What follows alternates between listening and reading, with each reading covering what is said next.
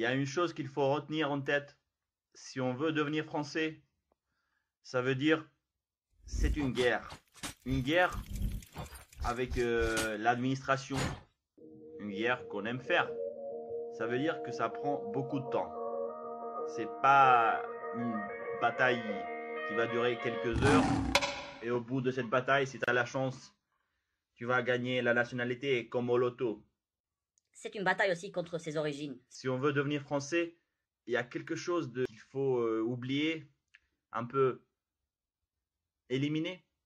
Mais celui qui élimine tout, celui qui efface son histoire, son passé, ses ancêtres, sa culture, ne pourra pas avoir une identité française à 100%, mais en même temps, il aura perdu son identité, l'identité de ses parents, de ses ancêtres. Il faut toujours garder au cœur les origines, mais aussi il faut montrer que ton destin n'est pas le destin de tes ancêtres et que l'avenir, ce n'est pas le passé. Il faut montrer que l'amour pour la France, elle dépasse l'amour, elle dépasse beaucoup de choses parce qu'on aime la France et les Français aussi.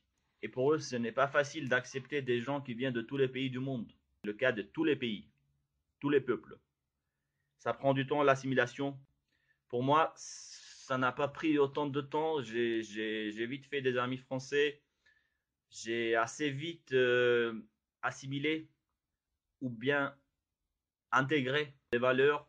Je suis là pour respecter les valeurs de la République française.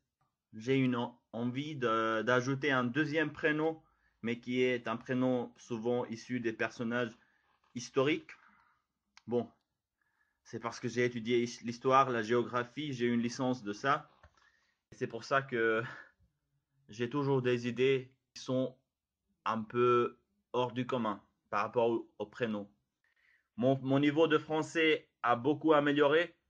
Quand je suis arrivé en France, j'avais le niveau A2, ce qui est déjà pas mal. Mais ce que je voulais depuis le début, c'était d'améliorer mon niveau et d'avoir un super bon niveau, un niveau au moins B2. Là, j'en ai un peu plus. Pourquoi je suis ici?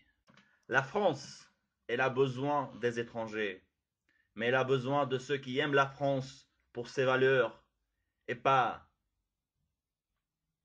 pour son argent.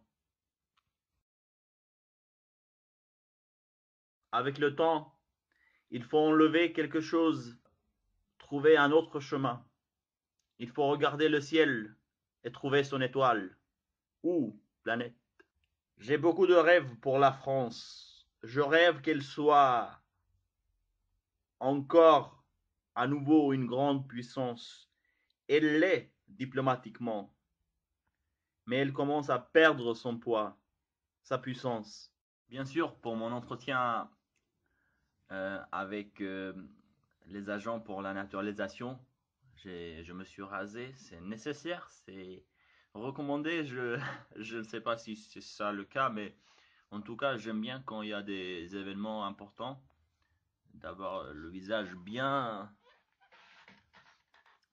rasé. Le visage, pas la barbe, en fait, les moustaches.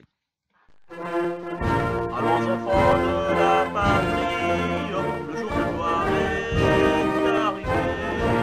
Contre nous de la tyrannie, l'étendard sanglant élevé, l'étendard sanglant élevé.